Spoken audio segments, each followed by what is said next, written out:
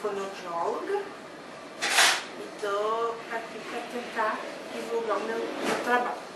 Meu trabalho, assim, o trabalho da fonoaudiologia, pelo menos a área que eu pretendo estar trabalhando, né, é dentro da área da educação, ajudando qualquer criança que tenha dificuldade de aprendizagem, né, dentro desse âmbito escolar.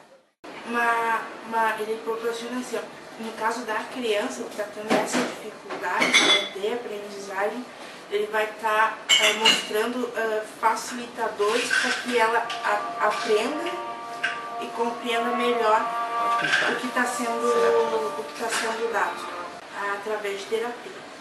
Junto com a criança, né, mostrando para ela que de uma maneira mais lúdica, ou seja, ensinando para ela brincando, né, e em conjunto também com a escola e a família também.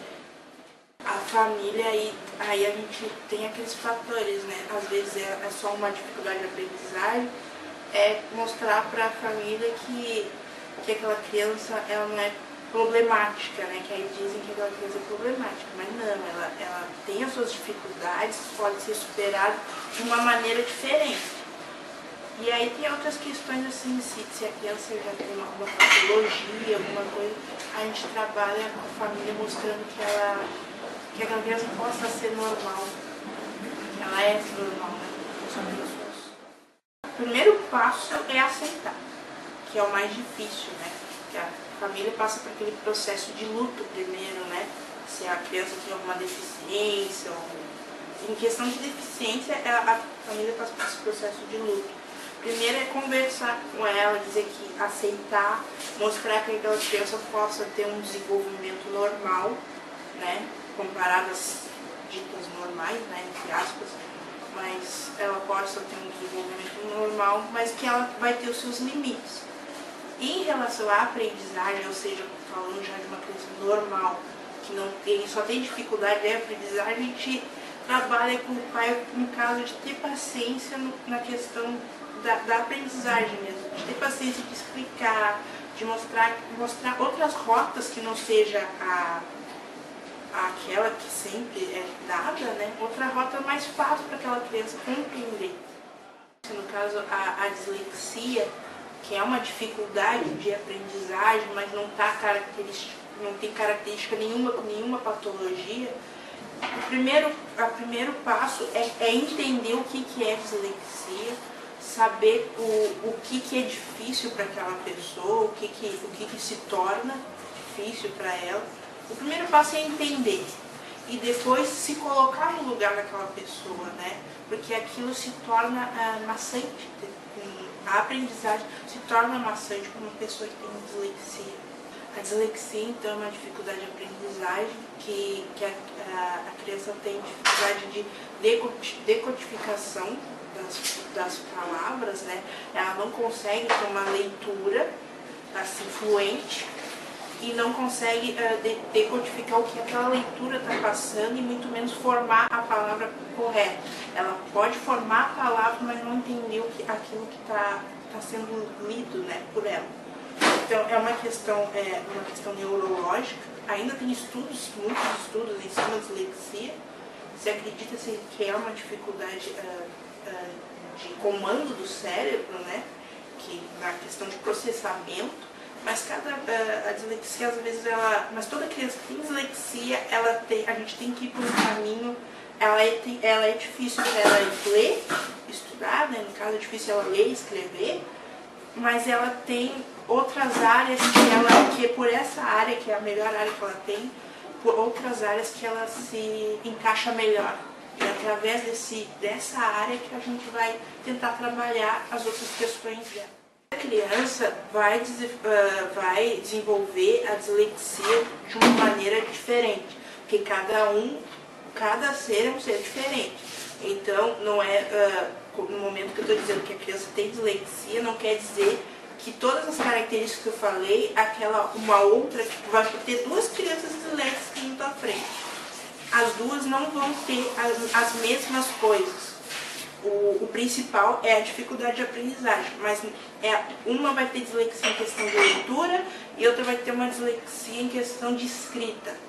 São dislexias diferentes, mas o nome é o mesmo. Então a gente trabalha. Então assim, ó, esse menino, vamos supor que uma das crianças tem dislexia, mas ela é muito boa em desenho. E a outra é muito boa em matemática. A gente vai trabalhar o melhor dela para poder trazer para a dificuldade. A gente vem do melhor para trazer para onde ela tem a defasagem, né? Onde ela está tendo essa defasagem. Então, a gente trabalha alternativas diferenciadas, dependendo da criança, de uma maneira lúdica, ou se não, de uma maneira que não seja tão complexa, né? Para facilitando esse compreendimento. Muita criança que tem dislexia e são rotuladas como imperativa, né? Essa criança imperativa, ela não para quieta dentro de sala de aula. Realmente, ela não para quieta porque ela não está entendendo. Ela não está sabendo, ela não está entendendo o que está sendo passado para ela. Então, o que ela faz? Ela tem que se jogar a energia dela em alguma outra coisa, ela tem que brincar, fazer outra coisa. É difícil diagnosticar dislexia porque só um neurologista dá esse diagnóstico.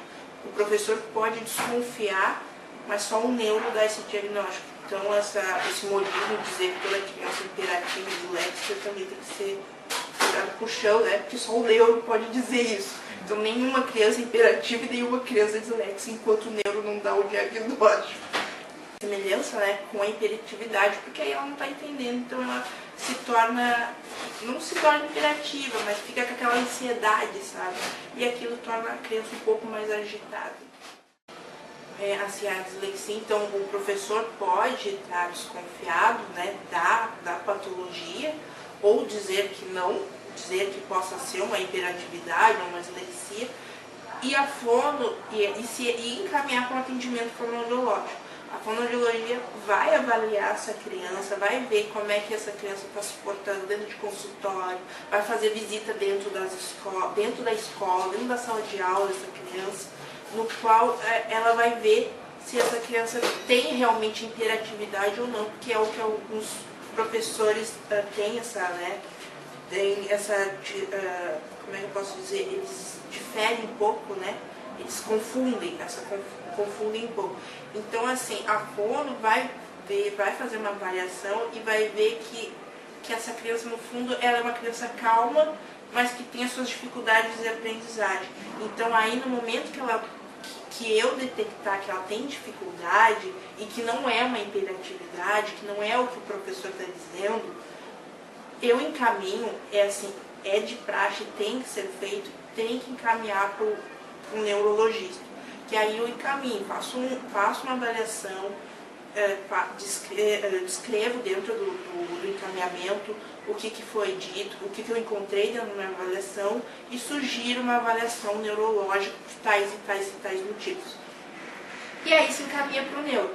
O pai, claro que nesse momento tem que se conversar com o pai ou com a mãe, com o familiar.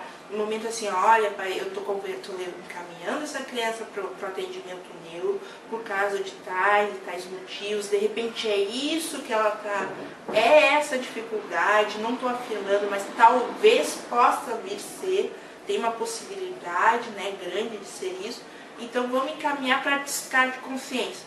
Eu sempre digo assim, vamos encaminhar para ver o que o neuro diz, porque o trabalho é assim, às vezes a escola acerta. Às vezes a escola diz que é imperativa, é disléxico, chega dentro do consultório, eu avalio e vejo realmente mas mesmo assim eu preciso do laudo, porque hoje dentro da nova lei assim, do MEC, as escolas não é só o profissional ter que ter o laudo, as escolas têm que ter o laudo dessa criança dentro da secretaria para saber como trabalhar com essa criança. Vai ser um modo diferenciado das outras 30 que tem dentro da sala, vai ser um modo diferenciado, mas adaptado. O professor não tem que mudar a sua rotina por causa dessa criança, se adapta às atividades para facilitar o compreendimento e o ensino dessa criança. A área que me interessa da fonoaudiologia é a parte da aprendizagem, claro que tem outras áreas da fono, né, várias outras, que é a área de voz, de motricidade oral e por aí vai. Mas aí a gente teria que fazer um pedido de fonoaudiologia. Mas aí então, essa parte de aprendizagem então de escola, então é um trabalho em conjunto, é um trabalho de família, escola e profissional. Se os três não andarem juntos, é muito difícil a gente conseguir. Não é difícil, mas não é impossível, mas é um pouco mais demorado, mais longo um tratamento e a gente conseguir o objetivo que a gente quer. As pessoas podem me encontrar através daqui, né, da escola, da clínica aqui, né, tá buscando sobre o meu trabalho, buscando, conversando comigo, ver se a possibilidade de atendimentos, de como fazer, e através do telefone e e-mails que se possa conseguir dentro da escola.